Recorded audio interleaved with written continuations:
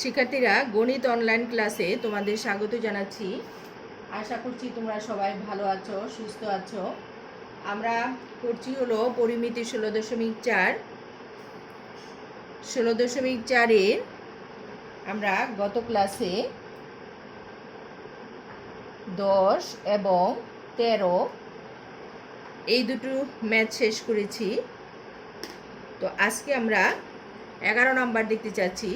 শিক্ষার্থীরা দেখো, আমাদের 11 নাম্বার অঙ্কটা বেশ ইম্পর্টেন্ট এবং এটা কিন্তু সৃজনশীলের জন্য ইম্পর্টেন্ট। আমাদের 11 নাম্বার সৃজনশীলের জন্য ইম্পর্টেন্ট। আমরা প্রশ্নটা করার চেষ্টা করি। একটি আয়তাকার কাঠের বাক্সের বাইরের মাপ। আয়তাকার কাঠের বাক্সের বাইরের মাপ। বাক্স আমরা দেখেছি যে আমাদের এই যে মনে করো এটা কিন্তু আমার আয়তাকার একটা, এই যে বোর্ডটা দেখা যাচ্ছে এটাও কিন্তু আমার আয়তাকার একটা তল। এটার বাইরের মাপ এবং ভিতরের মাপ অর্থাৎ পুরুত্বটা সহ আয়তাকার বক্স যদি আমরা চিন্তা করি, আমরা যদি একটা বাক্স চিন্তা করি, তাহলে বাক্সের ভিতরের থিকনেসটা, শিক্ষার্থীরা আমরা 324 পৃষ্ঠায় 11 নম্বর অঙ্কটি, 11 নম্বর প্রশ্নটি পড়ছিলাম। তো আমরা আমাদের 11 নাম্বার হলো সৃজনশীলের জন্য।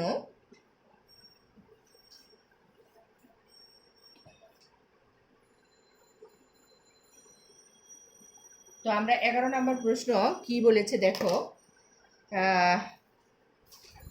একটি আয়তাকার কাঠের বাক্সের বাইরের মাপ 8 সেন্টিমিটার, 6 সেন্টিমিটার এবং 4 সেন্টিমিটার। এর ভিতরের সম্পূর্ণ পৃষ্ঠের ক্ষেত্রফল 88 বর্গমিটার। বাক্সটির কাঠের পুরুত্ব নির্ণয় করা। আমরা জানি যে একটি কাঠের বাক্সের বাইরের মাপ বড় হয় এবং ভিতরের মাপটা ছোট হয়। তো ভিতরের মাপটা তারা দেয়নি, আমাদের কাঠের পুরুত্ব বের করতে বলেছে, বাইরের মাপটা দেয়া আছে। তাহলে আমরা ধরে নেই কাঠের পুরুত্ব সমান x সেন্টিমিটার। আমরা ধরি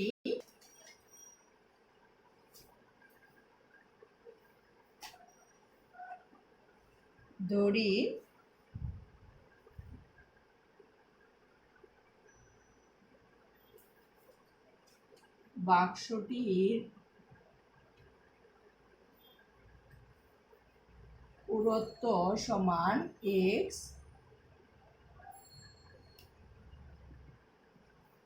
আমরা ধরি বাক্সটির পুরুত্ব সমান x সেন্টিমিটার। আমরা পুরুত্ব ধরেছি x সেন্টিমিটার।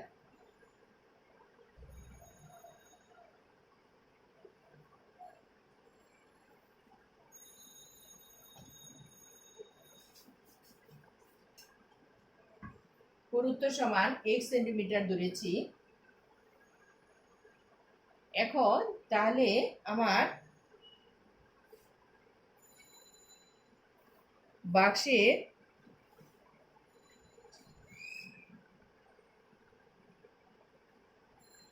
ভিতরের দৈর্ঘ্য কত হবে? এখানে বাইরের দৈর্ঘ্য দেয়া আছে 8, 6 এবং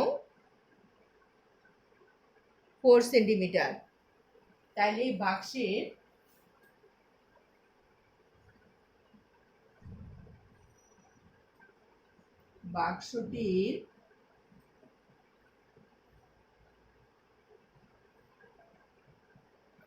ভিতরের দৈর্ঘ্য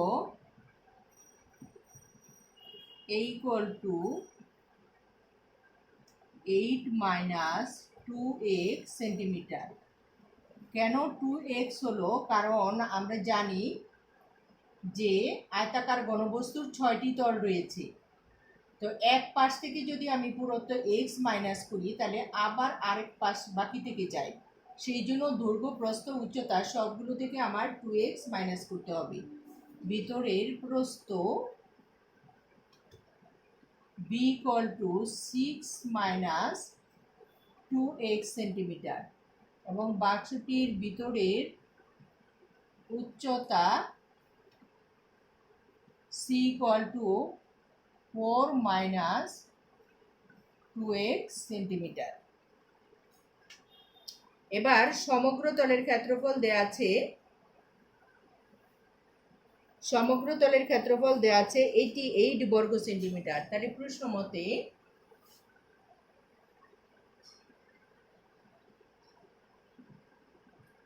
মতে 2 into AB plus BC plus CA সমান সমান হলো 88, এটা প্রশ্নে দেওয়া আছে। এবার আমরা এবিসি এর মানগুলো বসিয়ে ওখান থেকে আমরা এক্স এর মানটা বের করে নিয়ে আসব।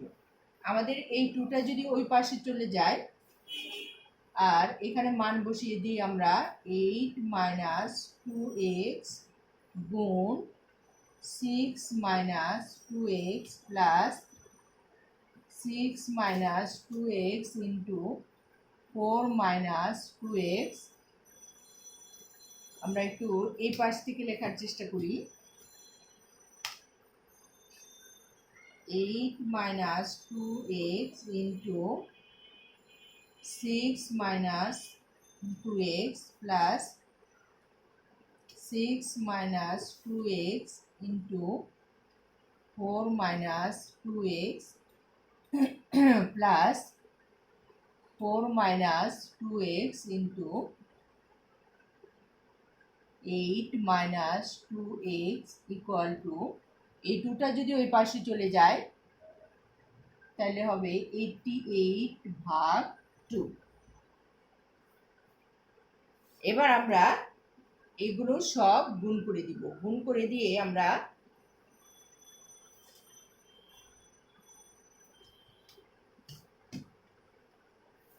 এক্স এর মানটা বের করে নিব।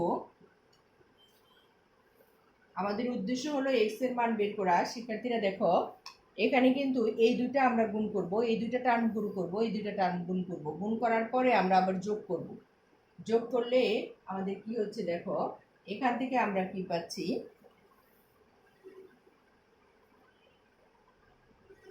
48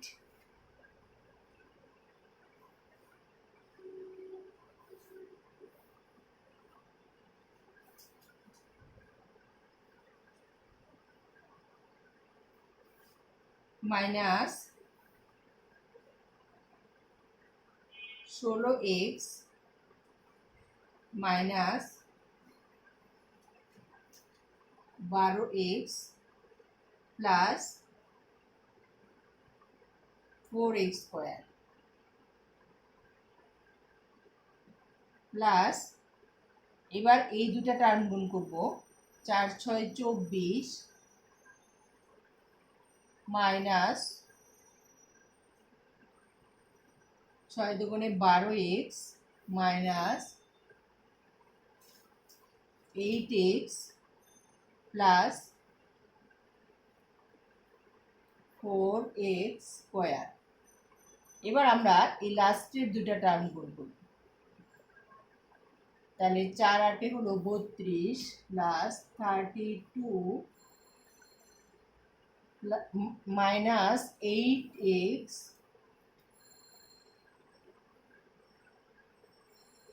minus 16x plus 4x square equal to 44। শিক্ষার্থীরা দেখো, এখন দেখো এখানে এক্স স্কোয়ার কয়টা আছে, 4 4 4, তার মানে 12x স্কোয়ার। এবার এক্স কতগুলো আছে আমরা দেখি। এখানে আসবে 72x মাইনাস 72 16 12 12 8, এর সবগুলো এক্স যোগ করলে আসছে হলো 72। এবার ধ্রুবপদ কত আছে আমরা দেখি, প্লাস 104 ইকুয়াল টু 44।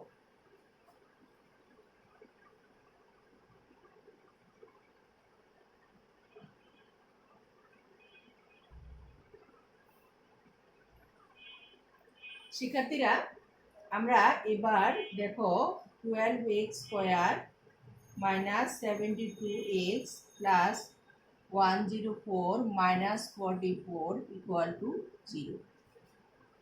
আমরা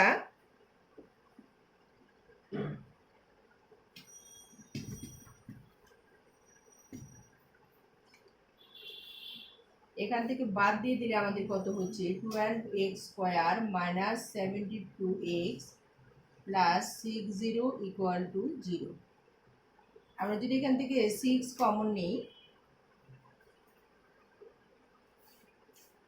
আমরা যদি 12 কমন নিই, দেখো x square minus 6x plus 5 equal 0।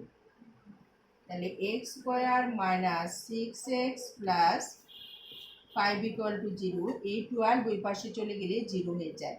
এবার এই টার্মটাকে আমরা মিডল টার্মে লিখি x square minus 5x minus x plus 5 equal 0।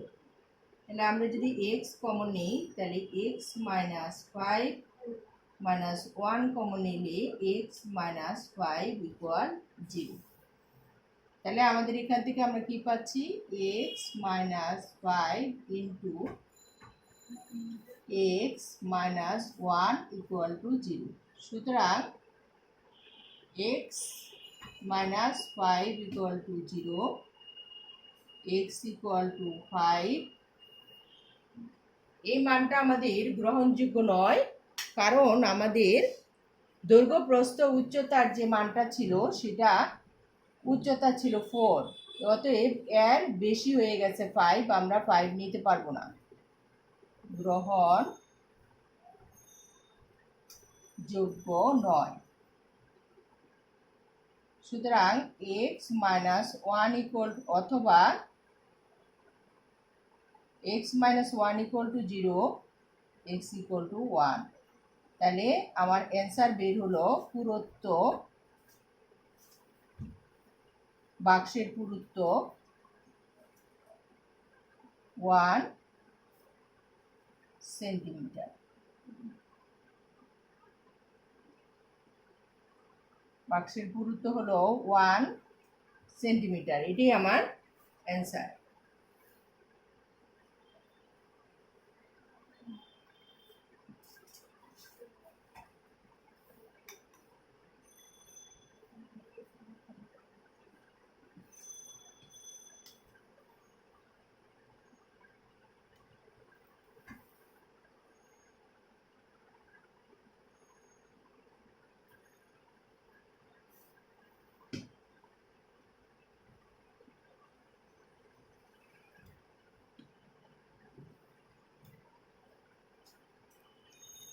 শিক্ষার্থীরা, এবার আমরা 12 নাম্বার দেখছি। 12 নাম্বার হলো এমসিকিউ অথবা সৃজনশীলের একটা পার্ট হিসাবে আসতে পারে। আমরা এমসিকিউ আসবে এটাও বলা যায় না, আবার সৃজনশীলের একটা পার্টেও এটা অংশ হিসাবে আসে। একটি দেয়ালের দৈর্ঘ্য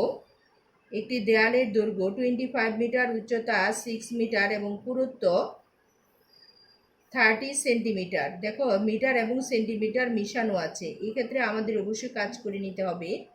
আবার ইটের দৈর্ঘ্য দেওয়া আছে 10 সেন্টিমিটার, প্রস্থ 5 সেন্টিমিটার, উচ্চতা 3 সেন্টিমিটার।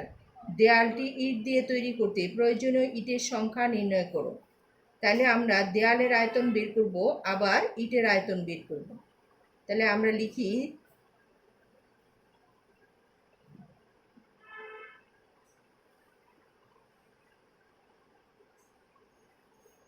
দেওয়া আছে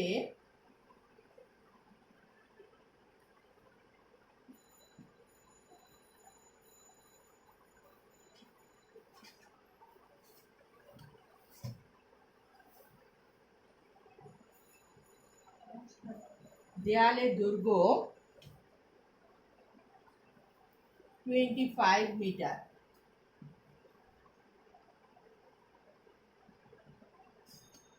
সমান এত সেন্টিমিটার দেয়ালের দৈর্ঘ্য। তারপরে হলো দেয়ালের উচ্চতা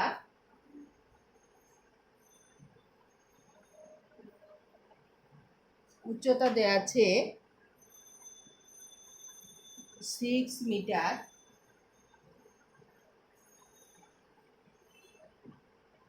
6 মিটার সমান হলো এত সেন্টিমিটার। তারপরে দেয়ালের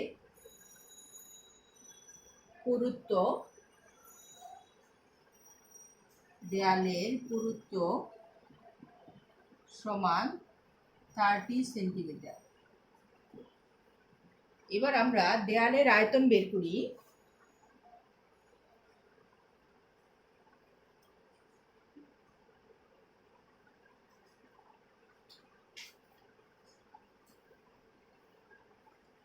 দেয়ালের আয়তন সমান এ গুণ বি গুণ সি, দৈর্ঘ্য গুণ প্রস্থ গুণ উচ্চতা। আমরা এটা আমার তাহলে হলো 2500 ইন্টু 600 ইন্টু 300, এত ঘন সেন্টিমিটার। তাহলে আমরা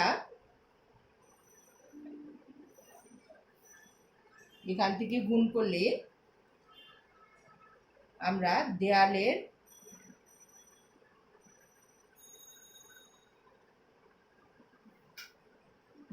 আয়তন পেলাম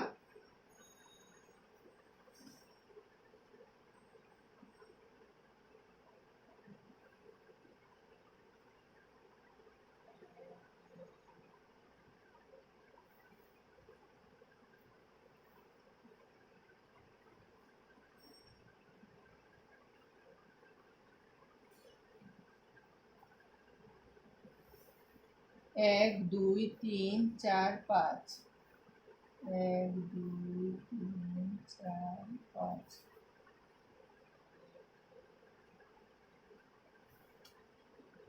এত ঘন সেন্টিমিটার। এটা আমরা দেয়ালের আয়তন পেলাম। এবার আমরা ইটের আয়তন বের করি। ইটের দৈর্ঘ্য প্রস্থ উচ্চতা দেওয়া আছে, আমরা ইটের আয়তন বের করি। ইটের দৈর্ঘ্য দেওয়া আছে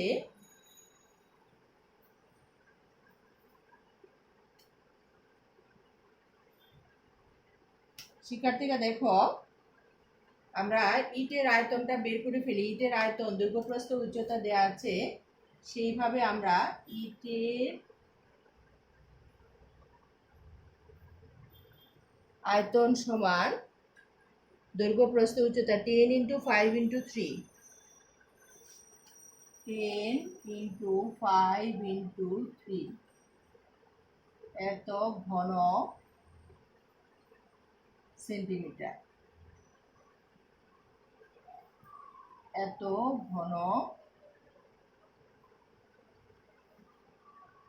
ঘন সেন্টিমিটার আমার ইটের আয়তন। এখন দেয়ালটি ইট দিয়ে তৈরি করতে ইট লাগবে, ইটের সংখ্যা আমরা ইটের সংখ্যা বের করতে চাচ্ছি। তাহলে ইটের সংখ্যা সমান দেয়ালের আয়তন ভাগ হলো ইটের আয়তন। তাহলে দেয়াল হলো 450 2 4 6, এর সাথে আমার ভাগ হলো 150। তাহলে ইটের সংখ্যা আমার কত হচ্ছে?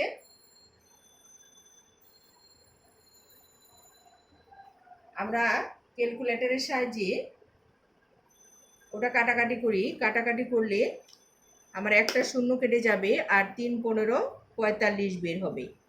তাহলে আমার কত হবে? আমরা ভাগ করে বের করে ফেলছি।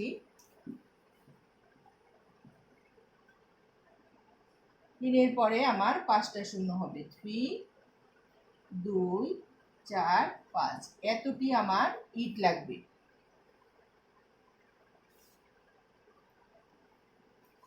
শিক্ষার্থীরা দেখো,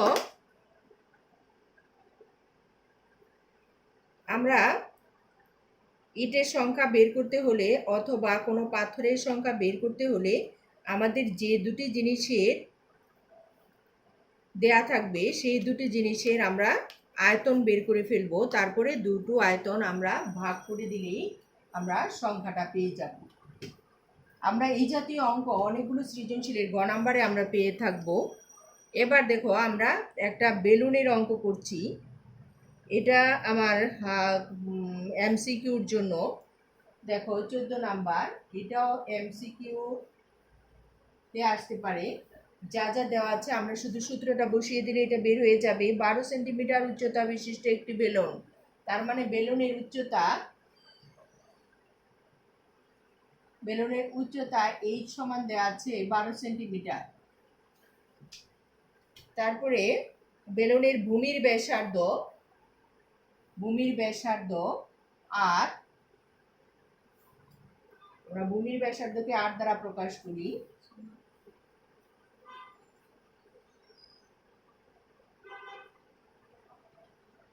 ব্যাসার্ধ আর সমান দেয়া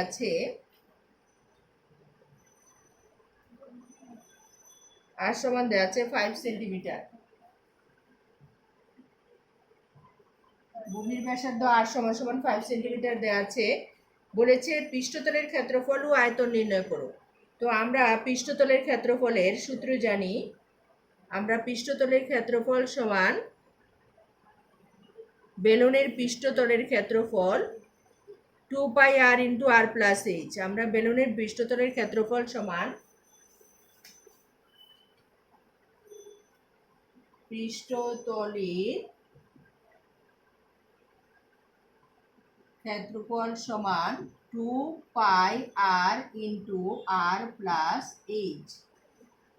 এত, এখানে আমরা মান বসিয়ে দিব।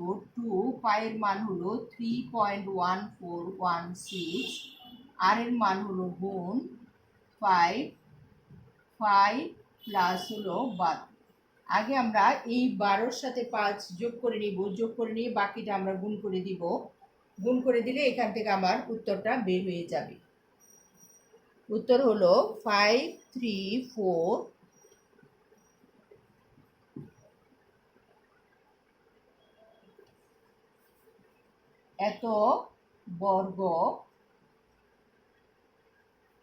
এত বর্গ সেন্টিমিটার। এবার বেলুনের আয়তন সমান পাই আর স্কোয়ার এইচ। তাহলে পাই 3.1416, আর এর মান হলো 5, তাহলে 5 স্কোয়ার ইন্টু এইচ হলো 12। এটাও আমরা 25 5 5 25, 25-এর সাথে 12 গুণ করে এটার সাথে গুণ করে দিব। এটাও আমাদের উত্তর বের হয়ে যাবে 942.48। অবশ্যই এটা আমার ঘন সেন্টিমিটার দিতে হবে, কারণ যেহেতু আমাকে আয়তন বের করতে বলেছে। শিক্ষার্থীরা, আমরা এই ধরনের ছোট ছোট অঙ্কগুলো আমরা এমসিকিউর জন্য করব। এগুলো সাধারণত আমাদের এমসিকিউতে আসবে। তো আমরা আজকের ক্লাসে একটা সৃজনশীল করলাম এবং দুটো এমসিকিউ শেষ করলাম। শিক্ষার্থীরা,